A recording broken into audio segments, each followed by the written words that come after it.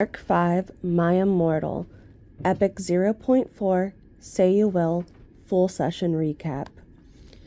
The DM of this session is Kai, and the characters are Eris, Theosote, Jenny, and Sylvia. While traveling in southern Carthatus for their own reasons and resting in a roadside inn, the four adventurers are approached by a group of peasants asking for help. The peasants have learned that bandits plan to attack their village and take their wealth and grain once the harvest is done. The farmers have resorted to asking random adventurers for help, as they do not believe official help will be forthcoming. Mauer, the largest settlement in the area, whose garrison was supposed to keep the peace, has been depopulated by an unknown calamity.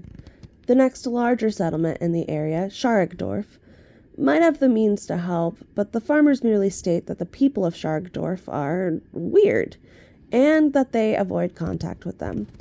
And the crown apparently cares little for the areas around the lake. Even though the peasants cannot offer payment, the party decides to help and follows the farmers back to the small village of Volkenhausen, located next to one of the tributary rivers of Mahan Talav. It is a small settlement of only about 70 people, without walls or any kind of organized guard. Upon arrival, the party is greeted warmly and meets the notable faces of the village. Kaylin, an elderly elven woman and retired adventurer, who has been the village's tavern keeper and de facto mayor for the last few decades. The dwarf, Oscar Steinbrecher, Kaylin's husband, equally retired adventurer, and village blacksmith. Elena, the herbalist and healer of the village, and Michael, carpenter by profession and self-appointed lay priest of the village by calling. They are told that some of the village's hunters have overheard some bandit scouts talking about raiding the village after the harvest is done, and that this group of bandits numbers around 60 people, give or take, all with horses. Kaylin guesstimates that they can drag their feet with the harvest for about a week before the bandits decide to just attack and force the villagers to harvest for them. Theo locks the fuck in and uses his military experience to plan the defense. Rather than just a simple wall to cower behind, he plans a layered defense with weak points to funnel any attackers into prepared kill zones and half-dozen archery towers. The villagers are organized into work parties, and under the leadership of the party, they not only transform their small village into a veritable fortress in about 4 days, but are also all rallied and equipped and trained to fight while stockpiling a large amount of healing supplies. On day 5, 3 bandits are spotted scouting the village. One is killed, but the other 2 are captured alive and questioned, leading to the party learning the location of their camp, and that over half of their forces will be away for the next few days.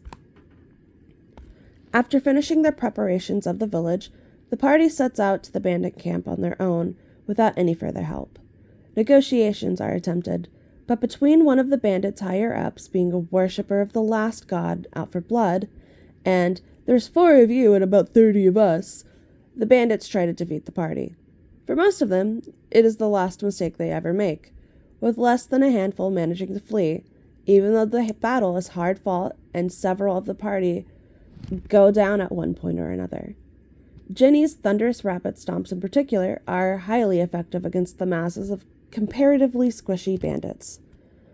The party returns to the village and settles in to wait, building up even more defenses, because why not? The rest of the bandits arrive the next day, rather pissed that their camp has been wiped, but clearly did not expect to find a veritable fortress opposing them. Negotiations are once again attempted, with Theo in particular trying to resolve the conflict peacefully, but the leader of the bandits dismisses his efforts, giving the village a day to surrender before they attack.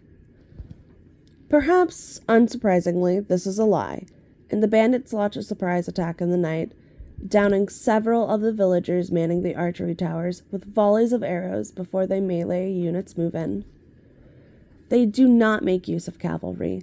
the palisade walls and stake barriers surrounding the village, utterly negating that advantage. To the north of the village, a mix of common bandits and last god-worshipping cultists try to breach the defenses, opposed by Eris and Jenny leading Oscar, Kaelin, and a half-score of villagers into battle. Theo's defenses work just as planned, funneling the attackers into a narrow choke point that negates their superior numbers. The slightly crazed cultists charge in first, heedless of losses, but achieve very little. Jenny once again stomps, painting half of them onto the palisades as chunky salsa, while Eris and the villagers take out the cult leader and any survivors. The bandits on this flank, upon witnessing this carnage, all jointly decide that they really have more important things to do somewhere far away from here and leave, making them probably the smartest of the bunch. To the south, Sylvia leads a small group of villagers in a sortie against a group of bandit archers, harassing that flank and successfully deals with them. Although, in her battle frenzy, Sylvia does not restrain herself and kills her enemies, rather than just knocking them out. Commanding from the center of the village and holding its eastern flank, Theo coordinates the defense. The main force of bandits attempts a breach, moving in under covering fire from their archers. But once again, the prepared defenses negate the advantage in the numbers the bandits hold, as well as their advantage in prowess over the regular villagers.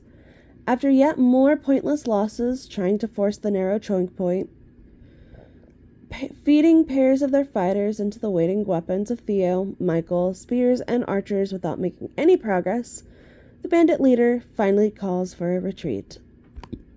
The village is saved, and though several villagers were seriously injured, particularly in the surprise archer volley, the large amount of healing supplies that had been prepared and the healing magic of Elena and several of the party prevent any actual deaths on their side. With the bandits driven off and thoroughly weakened, the fortifications in place, and the villagers trained and confident enough to defend themselves, it seems unlikely that Wachenhausen will need to worry about simple bandits anytime soon. In the celebrations following the days of the battle, several of the villagers jokingly begin to refer to both the party and themselves as the most knightly order of the Holy Grain, with Michael's daughter Molly even fashioning small wooden badges in the shape of a shield with an ear of grain carved into them for the party. It seems that the party's actions have inspired the villagers and may have planted a seed for the future. Oscar decides that he is definitely too old for this shit and gifts his old mole to the party, hoping that it can continue doing good in the defense of others.